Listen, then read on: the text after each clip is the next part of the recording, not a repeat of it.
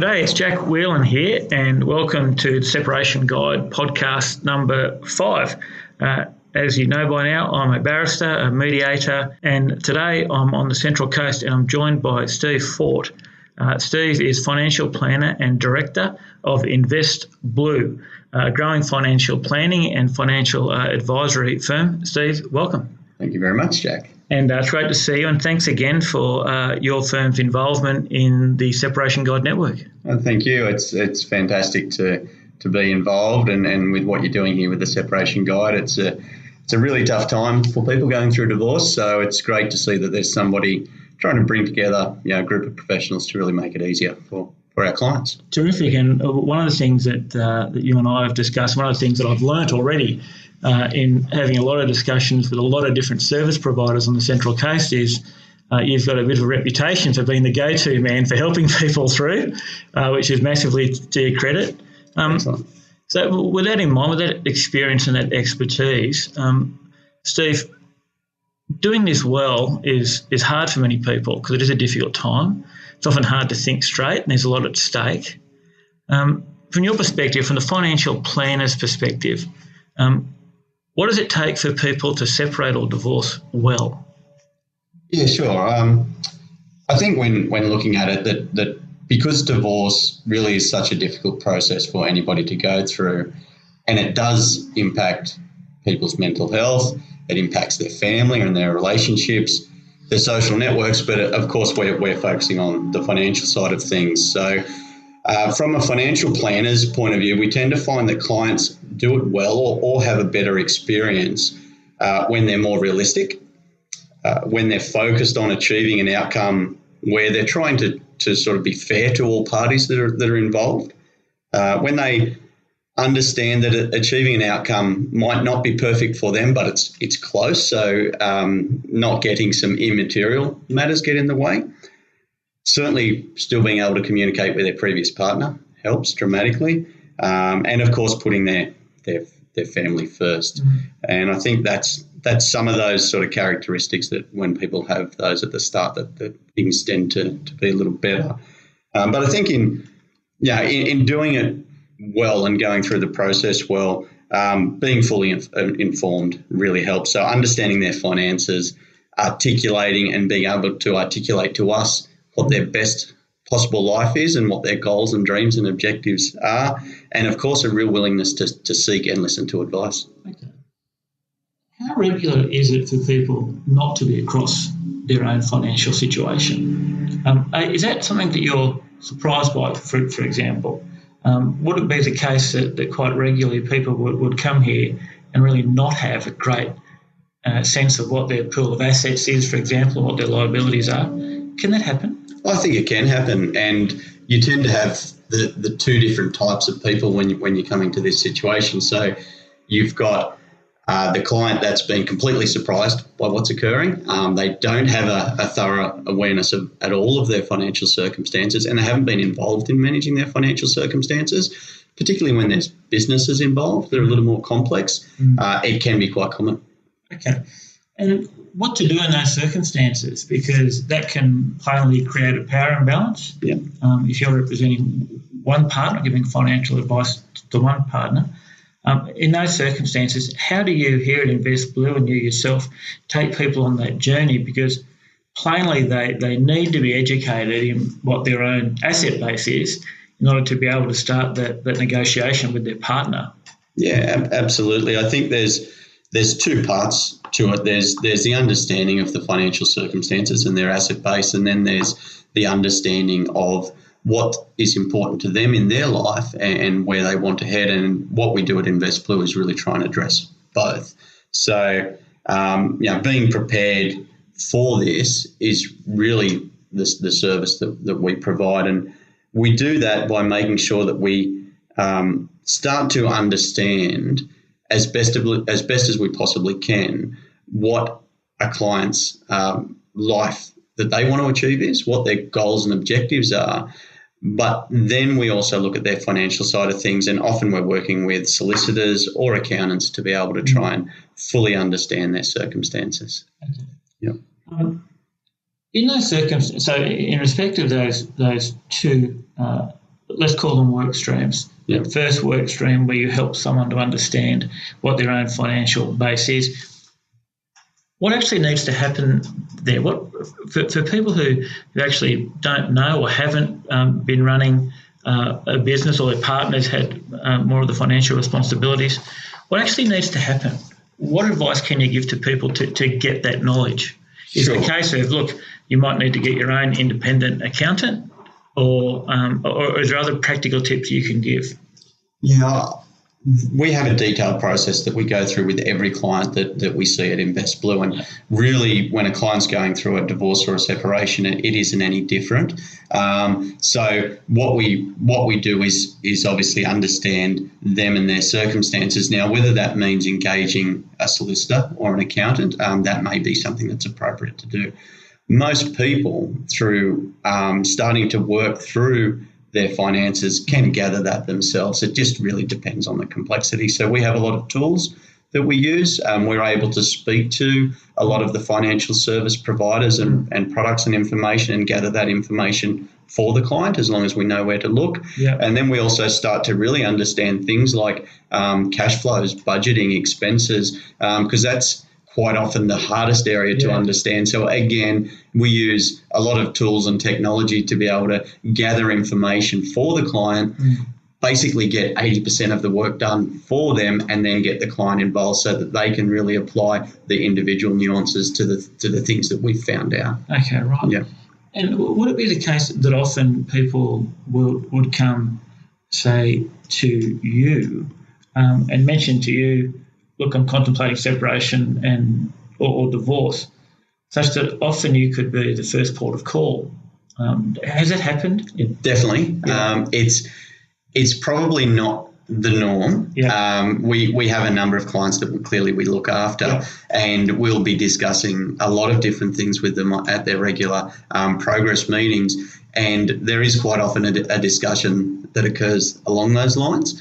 But typically our clients we see as a couple. So it tends to be that we find out that there has been a separation or something's occurred, and now we need to decide firstly who is our client, because we've gone from 2 to 1. Yeah, and then secondly, who are we best placed to help, of course. But I have had clients on a number of occasions call me up after a meeting and just go, I just want to let you know that this is what's actually happening at the moment. Right. Okay. It's interesting.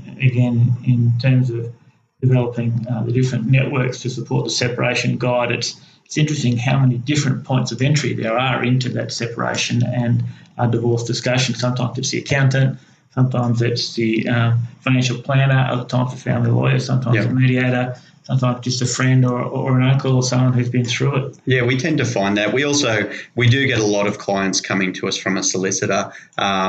We have a pretty large network of professional service providers that we do work with, and they'll know that they'll need some assistance on the financial planning and the personal advice side.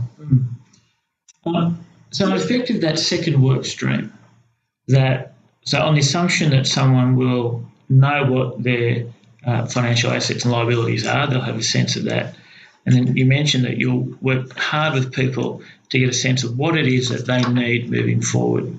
Just explain that process to us if you can. It's crucial for people to understand what they need and what they want. Of course, often, depending on what stage of the journey they're at, they may be able to answer those questions, form good views, or they may not be.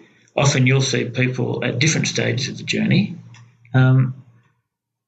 How do you assist people in figuring out what it is that they actually want and need financially? Yeah, sure. So we have a pretty detailed approach at InvestBlue when we engage with any family or any client.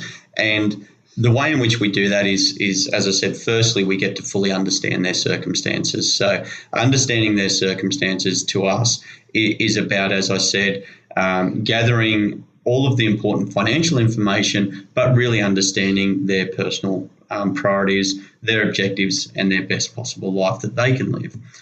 So that's step one. Now, when somebody comes to us that's been, or at the start of a separation, I tend to find that we need to sometimes separate the short-term issues to the longer-term issues, because it can be really difficult to make long-term financial decisions when their world's just completely been turned upside down. So quite often we're firstly starting to separate, well, what are we actually being engaged here for? Is it some of those immediate things, or is it the longer-term things? We have a meeting that we run through. We have an agenda that we take all of our clients through to gather all of that information. Then what we do is we go away and do all of our research, and we'll come back and present what we think in what we call our challenge meeting, what we think the clients should be considering.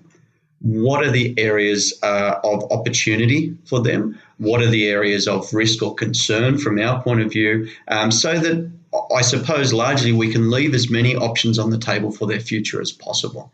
And that's quite often where we'll start. It's not often that a client that's going through a separation will come and speak to us and they've got their future mapped out, because it's, as I said, it's just all been turned upside down.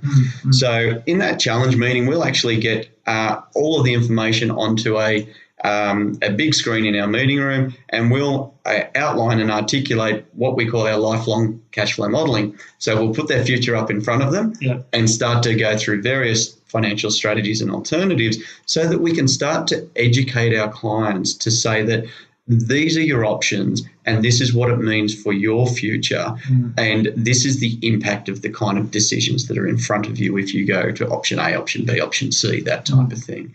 So there's a pretty detailed process that we work with until we get to that point where we've said, here are your options, here's the positives and negatives, now which way do you think you want to proceed with? And then that's where we can, of course, help with the implementation and the establishment of those strategies. Okay. How do people react to that? In my experience in mediating, often when you are talking about the future and you're achieving some resolution, it's case specific, of course, but often that tends to give people some hope. What's your experience at the end of those challenge meetings? I'll rephrase the question. What does a successful challenge meeting look like from your perspective and from your client's perspective? Yeah, to a degree, it is a sense of hope. I have had a number of clients in the past 12 months that have come and seen me that fit into the category of the partner that was not expecting this to occur. Coming in to that first meeting, really very emotionally upset and very negative with obviously the situation and what's ahead. So a successful challenge meeting for me is where they do walk away and they take the positivity that I've seen probably in the first meeting and to be able to say, actually, yes, I do have options. And we typically will get that reaction. I feel a lot better now. I understand that I've got choices and I'm able to go and positively engage with my previous partner, all of those type of things, to be able to make some decisions that are good for their life. So the successful meeting is that hope for sure. Okay. Yep. Yeah. You mentioned before that often you'll be advising a couple or a family. Yep. And of course, there's a separation. This can happen to lawyers and accountants as well. And then the separation occurs and you're in a position whereby you have to make some decisions. Presumably, although I'm not a financial planner, I'm a lawyer, but in my field, we're making decisions about the existence or otherwise of conflict of interest. Presumably it's similar. Yeah. How do you make those decisions? What's your own process and what advice do you give to people once you've made a decision that, for example, you need to go one way, the other way, or no way? Correct. Yeah. Yeah, and they're the three options that are in front of us for sure. Financial planners have to remove all conflicts when they're providing advice to clients. And that's a given for any professional service provider. And we do that. I suppose sometimes the clients make the decision for us. So there is one of the members of the family that we've been dealing with that wants to continue our engagement, so therefore the other person cannot. It's as simple as that. Sometimes it's a little bit more amicable than that, and we are dealing with both parties when they come in and tell us what's happening, but we have to actually state that, listen, we can look after one of you or neither of you. It certainly can't be both of you. Yeah. And that's very much along, who can we help the most, who's got the better relationship with us, those type of things. But as I say, quite often it is decided for us by the clients going, you deal with this person, I'll go speak to somebody else. I suppose there'll be circumstances where your services are being fought over. Yep. That happens. Absolutely. And a lot of clients will come in and say, well, I'm happy to deal with you, and can I deal with the other advisor in your office? And we're something that we don't do. Okay. So we don't have what they've called historically in the legal profession Chinese walls used on a permanent basis. No, we don't. And whether or not we could, but as a business, we've decided that that's, not really something that we're comfortable with. We work as a team. Yeah. We have a team of people that support our advisors. And, of course, there's a significant amount of crossover there. So it's just easier not to. Okay. Yeah. Very wise. Very, very wise. Yes. So I'm speaking with Steve Fort, a financial planner and director of Invest Blue on the Central Coast of New South Wales. Steve, we spent a lot of time speaking about how people can do this well. And obviously Invest Blue has a process that assists people to do this well. The flip side to it is, of course, when things go badly. And you see that often in the family law system. For me, things going badly as a mediator tends to be escalation. 3 years to get to court, expensive court hearing, resolution being achieved with, and this picking numbers out of the air here, but say a $300,000 legal bill to settle the 55% of a $1.5 million pool of assets, for example. So from a mediator's perspective, and I'd argue for a client's perspective, that is things not going so well. From your perspective as a financial planner, what is an interaction going poorly? And I ask that question with a view to trying to elicit some advice for people on how to avoid these pitfalls. Yeah, sure. And I think a financial planner plays two roles when they're dealing with a client in these circumstances. They're obviously giving personal advice to that client, but they tend to be acting as an intermediary between the other professional service providers. So there's some things that a financial planner can do, and then there's some things that are out of our control, and that's with the lawyers and the accountants and the other service providers. So I'll concentrate on the parts that the financial planner can do. Yeah. And I think the mistakes that people tend to make in those circumstances and avoiding some of the pitfalls, the first thing that comes to mind is really trying to do everything at once. So as I mentioned before, sometimes it's better to address the issues that are in front of you now and leaving options open for the future, as opposed to trying to make decisions around a long-term situation that may or may not come to fruition. So I think that's one of the first things that people trying to do too much can result in potentially not the best outcome. How often does that happen? Are people, again, it's not homogenous, but will people be minded to I just need to get this done? Yeah, I think a lot of the times it happens. So, and not so much getting the financial separation and the financial agreements done, but it's more making decisions around those financial agreements. So reaching agreement. Yeah, or deciding that, I've got to sell this asset, or we wanted to take this approach. It's more coming with that preconceived outcome that this is the right idea for the future, as opposed to saying, well, let's actually explore all the options and alternatives that are there. So I think that's one of the things is just maybe just focusing a little bit more on what do we need to address now and not trying to solve everything today. And I think the other things, which are, I suppose, the obvious things, are things like letting emotions drive the decision making. And that's one of the functions that a financial planner will provide in terms of taking some of that objectivity to the client and removing the emotional aspect from potentially making a wrong decision. Some of the other things, clearly, holding grudges and letting that drive the decision making. And one of the things that does happen with clients is, to a degree, it's putting the head in the sand concept. It's going the complete opposite and saying, I actually don't want to do anything. I don't want to address this situation at all. And then, of course, you can get the snowball effect over time where that problem that exists today gets significantly worse and has got to be dealt with at some point in time. So there are a few of the things that I would think of. How do you slow people down?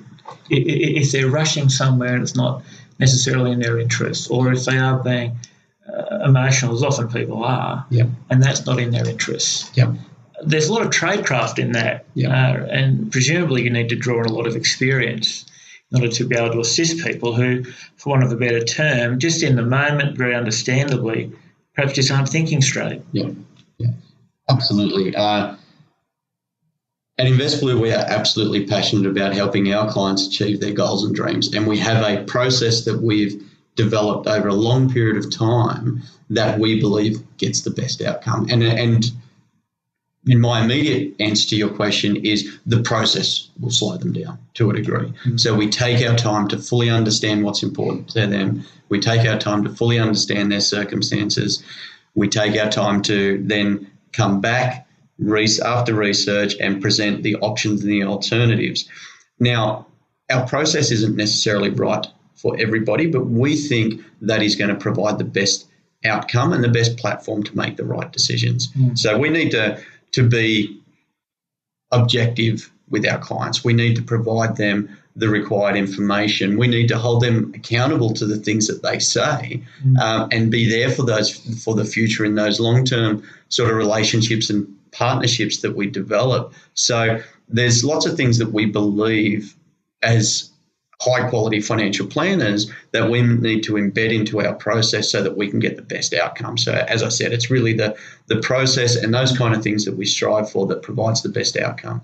Now, if we don't feel that we have that, or there's a client there that is trying to make these decisions based on the neighbour over the fence that said they should do this, and you can see that that's what they want to do, well, we're more than happy to sit down with a client and say, well, this is what we believe, but if we're not on the same pathway here, well, perhaps you need to seek advice somewhere else as well. So you think it's true to say, Steve, that just as there are bush lawyers and bush mediators, respectfully, there are bush financial planners as well? I have no doubt there are. And do you find often that you have to kind of disavow people who say bad advice or folklore that's become advice? You know, I know someone who knew someone who told me this, and that's what I...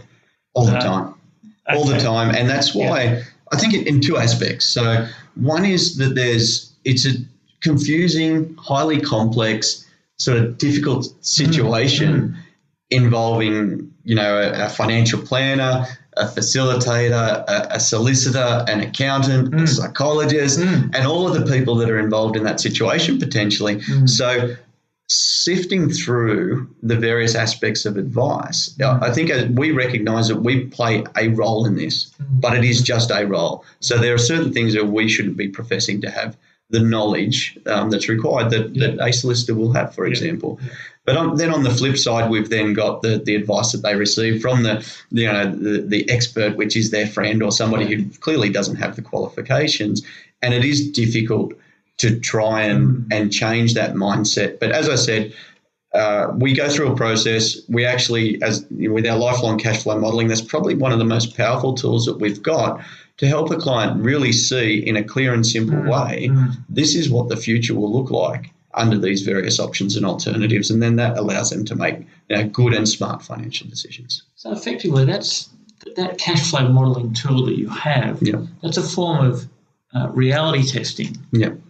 Which is something which as mediators we do all the time. So you're able to, based on different inputs, reality test financial futures for people through that tool. Very much so. Reality test, stress tested. The concept of the picture paints 1,000 words is really what it's doing.